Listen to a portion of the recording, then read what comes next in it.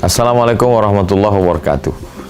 Jamaah dimanapun berada, saya sedang bersama dengan santri-santri penghafal Quran Pondok Pesantren Tahfiz Quran Az-Zahra. Mari kita support Pondok Pesantren Tahfiz Quran Az-Zahra gratis melalui donasi Bank Syariah Indonesia (BSI). Nomornya catat baik-baik, 76 7-nya 5 kali, 77 777 656. Sekali lagi, 76 77 656. Jangan lupa hubungi kontak person berikut ini 0822 4739 5624. Sekali lagi 0822 4739 5624. Berkah selalu, ma'akalta fa'afnaita. Rezeki, uang, gaji, pendapatan yang kau belikan makanan akan busuk. Wa malabista fa'ablaita, yang dibelikan kepakaian akan lapuk. Wa mata saddaqta fa'amdaita, yang kau sedekahkan itulah yang akan kekal abadi menjadi amal bekal untuk hari esok. Berkah selalu. Assalamualaikum warahmatullahi wabarakatuh. Az-Zahra nahnu juz'un la yatajazza. Allahu Akbar.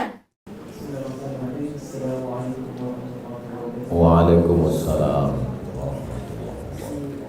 Apakah niat yang sebenarnya atau sepatutnya ditanamkan dalam hidup sebagai seorang pelajar atau ilmu agar mendapat keberkatan daripada Allah?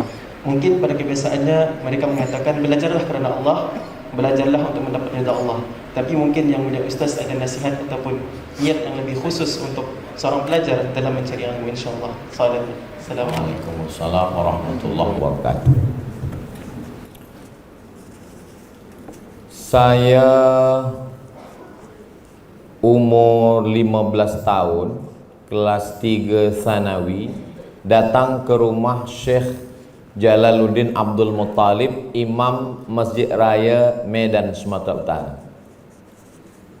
Lepas sembahyang subuh saya datang, Assalamualaikum Tuan Syekh. Waalaikumsalam. Saya nak pergi sekolah ke Arab. Saya tak tahu Mesir, tak tahu Sudan, tak tahu Maghribi. Nak yang penting ke Arab. Kata dia, awak sekarang kelas berapa? Saya kelas 3. Kata dia, tunggulah 3 tahun lagi baru pergi. Jadi memang dari kecil saya ingin bersekolah ke Arab. Siapa yang menanamkan itu? Ibu. Ibu saya selalu mengatakan, kau nanti pergi, kau nanti belajar, kau macam. Sebab ibu saya ini punya datuk, namanya Syekh Abdul Rahman. Syekh Abdul Rahman ini belajar di Makkah, murid dari Syekh Ahmad Khatib Al-Minkabawi, Imam Masjidil Haram, meninggal tahun 1916. Jadi setiap tahun ada haul. Masa haul itu dibacakan biografi dia. Maka itu menanamkan di dalam fikiran, kamu mesti belajar. Jadi saya dulu belajar niatnya hanya ingin membahagiakan ibu, tak lebih tak kurang daripada itu. Jadi kalau hari ini Allah berikan lebih daripada yang saya cita-citakan, lebih daripada yang saya inginkan, saya menganggap itu semua adalah barokah daripada ibu. Jadi adik-adik saya, penuntut-penuntut yang masih ada ibunya, ayahnya, senangkan hati mereka. Balik dari kupu, tunjukkan, tengoklah mak, natijah saya tinggi. Walaupun sebenarnya mereka tak faham, mereka senang hati. Kalau belum boleh menyenangkan hati mereka, jangan susahkan hati dia. Dia bukan main senang hati kalau menengok kita pakai kopiah, pakai baju Melayu, kita ke masjid, senang hati dia bukan main. Saya tanyalah makcik yang dulu dengan almarhumah mak saya, apalah yang dilakukan mak malam itu, malam dia meninggal? Kata makcik itu, dia biasa pukul 2 sembahyang tahajud, selepas itu dia berzikir, berdoa, selepas itu dia makan sahur, sebab setiap Isnin dia puasa hari Isnin Khamis. Selepas itu dia buka YouTube, dia tonton tazkirah engkau, menunggu azan subuh. Tapi dia tak pernah sekalipun memuji. Memang ibu begitu, orang tua kita tidak pernah mengatakan kau hebat, tak pernah. Dia selalu merendahkan kita. Macam mana aku tazkirah tadi mak? Kau bagi tazkirah macam orang marah mengamuk-ngamuk. Macam mana tazkirah tadi mak? Mana baca ayat cepat macam itu, tak ada lagu. Dekat rumah saya ada surau Al-Ma'mur namanya. Lalu kemudian di situ tiap petang ada tazkirah, ustaz tu bagi tazkirah. Mak saya balik, apa kata dia? Memang hebat ustaz kami di Surau. Lepas tu dia pergi haji. Yang membimbing haji itu sahabat saya, kawan saya. Balik haji apa kata dia? Balik umrah. Kalau kau boleh tazkirah macam pembimbing kami, itulah hebat betul tazkirah. Orang tua senangkan hatinya. Insya Allah niat baik itu yang akan ridha Allah fi ridhal walidain. Karena memang datangnya niat kerana Allah, ingin menolong agama Allah, itu nanti datang belakangan. Saya setelah selepas umur sekarang inilah, baru mula masuk ke hutan tahun 2014. Masuk ke hutan. Sampai sekarang kita ada program. Setiap 6 bulan sekali. Ada yang 3 bulan sekali. Ada yang 4 bulan sekali. Masuk fakir miskin, anak yatim, ke hutan, tahfiz, semua. Itu datang belakangan. Tapi niat di awal adalah menyenangkan hati orang tua. Wallahu a'lam. Assalamualaikum warahmatullahi wabarakatuh. Waalaikumsalam. Pertama sekali, ahlan wassalam ke Kuku SB dan juga Bunda Darussalam. Saya Rabiatul Adawiyah ingin bertanyakan satu soalan.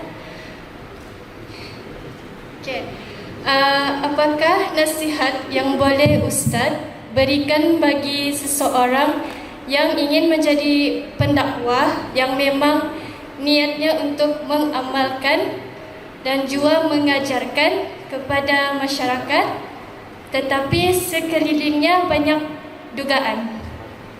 Terima kasih. Baik.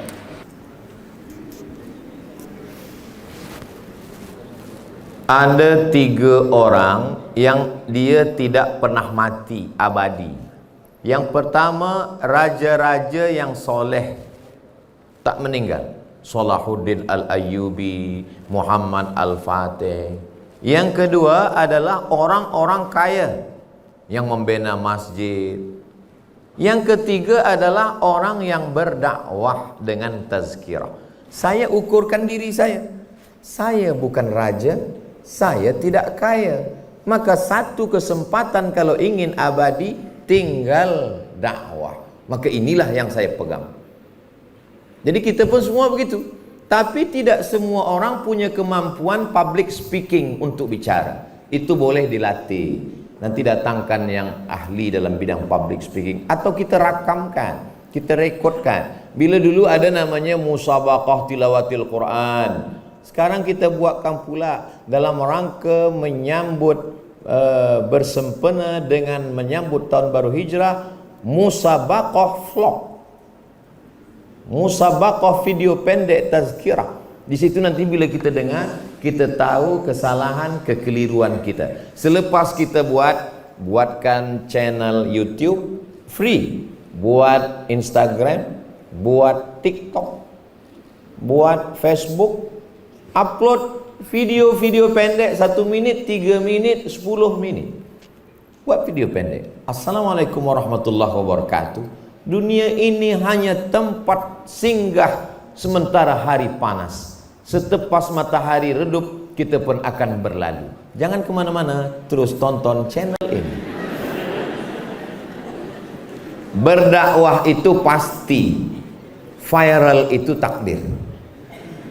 Jadi buat aja video banyak-banyak, buat aja banyak-banyak. Saya di mana-mana dulu bagi tazkirah, bila ada orang tanya, saya tulis. Bila saya boleh jawab, saya jawab. Bila tak boleh jawab, pekan depan saya akan jawab. Bila dapat jawabannya, saya tulis di blog. Maka sampai saat ini blog itu masih boleh dibuka. www.somadmorocco.blogspot.com. Jadi bila ada orang bertanya, Ustaz Abdul Somad, macam mana tentang masalah kredit, riba tak riba? Somad Morocco kredit. Macam mana tentang istihadah? Somad Morocco istihadah. Video pendek gitu juga. Bila saya tak ada waktu nak jawab, orang tanya, Ustaz Abdul Somad, macam mana tentang masalah khawarij? Somad UAS khawarij. UAS sesat.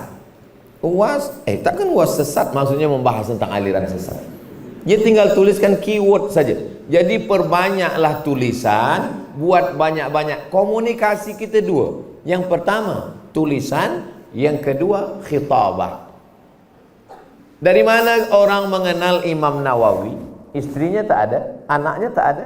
Orang kenal Imam Nawawi dari Arba'in. Dari mana lagi? Dari Riyadhus Shalihin. Dari mana lagi? Dia syarah Sahih Muslim, Al-Minhaj, syarah Sahih Muslim Ibn Al-Hajjaj. Dari mana lagi? Rawdatul Talibin wa Umdatul Muftin. Dari mana lagi? Dari Majmu' Syarah Muhazzab. Dari mana orang kenal Imam Syafi'i? Orang tak tahu di mana rumah Imam Syafi'i, istri Imam Syafi'i, anak Imam Syafi'i. Tapi orang tahu dari kitab Al-Um, dari Ar-Risalah, dari murid-muridnya Al-Buwaiti, dari Rabi' Al-Muradi, dari Imam Al-Muzani. Datanglah setelah itu Imam Nawawi, Imam Ar-Ramli, Imam As-Suyuti, Imam Ibnu Hajar Al-Asqalani. Jadi kita perbanyak saja ini. Kalau kita memanah, kita tetapkan target di hadapan. Yang nampak di tepi-tepi mata ni kita dah tak peduli lagi. Kita tetapkan panah, maka kita fokus saja ke hadapan. Yang nampak di tepi mata kita dah tak peduli lagi.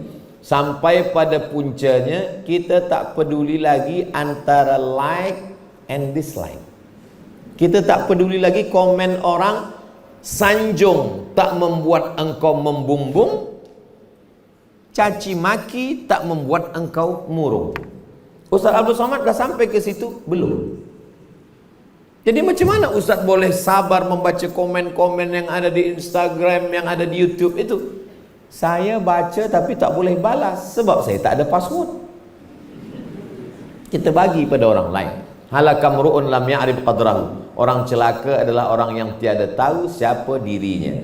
Jadi bila ada terbaca yang baik, tulis, masuk blog, buat video pendek, masuk. Maka insya Allah itu menjadi amal jariah. Kita mati tapi kita meninggalkan sesuatu yang tak hilang di telan zaman. Wallahu a'lam. Baik, ada satu soalan daripada kiriman WhatsApp yang diperoleh.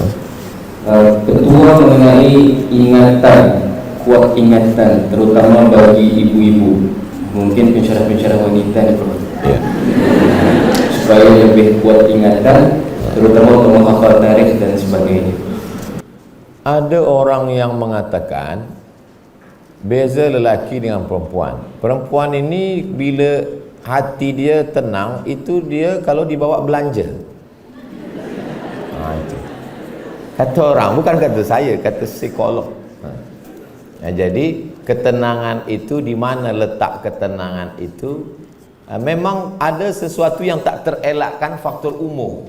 Jadi saya merasakan itu. Dulu bila ada soalan lepas tazkirah, memang dari awal-awal balik 2008, 2009, saya kalau bagi tazkirah 1 jam, lepas tu saya buka soal jawab. Subuh lepas baca kitab 1 jam, lepas tu solat sunat isyraq 2 rakaat, soal jawab.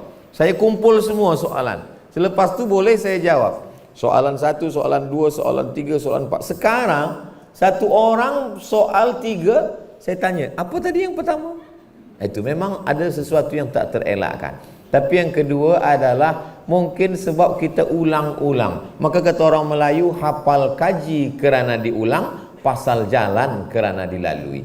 Jadi bila kita ulang-ulang terus, kita baca-baca balik lagi. Dan memang kita di Azhar memang terbiasa untuk buat khulasah. Jadi saya masuk yang program Azhar 2 termin setahun. Keluar muqarrar bulan September, imtihan bulan Desember Januari. Keluar muqarrar bulan Mac, imtihan akhir sanah bulan Julai Ogos. Jadi manakala muqarrar ni keluar lebih kurang 200-300 muka surat, saya baca 3 kali. Baca pertama, ini muqarrar, ini kamus. Kamus yang saya pakai kamus bahasa Indonesia Al-Munawwir. Tulis. Maka saya tidak dari pondok, saya dari sekolah biasa. Maka muqarrar saya tu macam hutan. Pokok beringin, banyak betul akar-akar dia adalah. Lepas baca pertama, baca kedua saya bagi yang ayat-ayat saya hafal, yang hadis-hadis saya hafal, yang cakap ulama saya hafal, yang tak boleh dihafal penting saya tulis pakai garis merah, yang agak penting hijau, yang tak penting tak ada garis. Baca ketiga saya baru buat khulasah. Semua saya khulasah, tulisannya saya buat kecil supaya kawan tak boleh pinjam.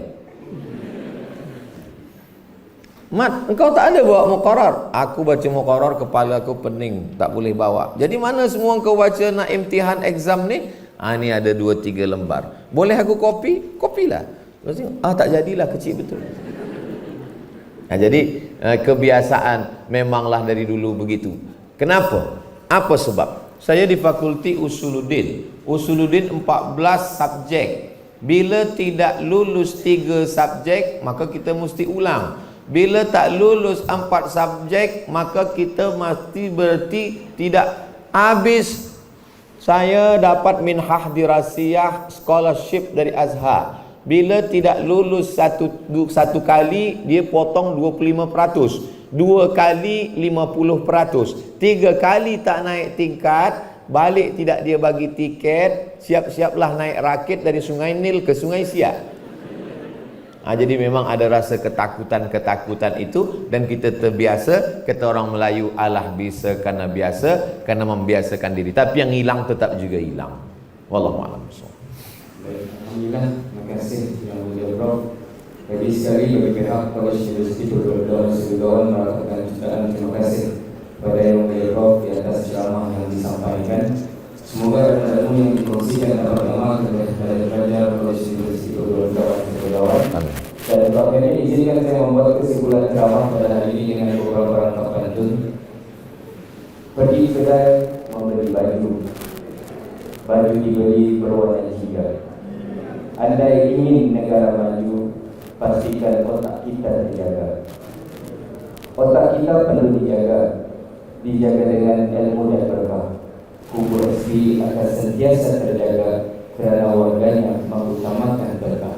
Sekian, wabillahi taufiq wal hidayah. Assalamualaikum warahmatullahi wabarakatuh. Anak raja membeli katun dalam tradisi Melayu, pantun mesti dibalas. Ini hanya setakat meneruskan tradisi Melayu sahaja. Anak raja membeli katun dijaga jangan sampai kotor. Saya tak lagi berpantun sebab dah habis diambil moderator.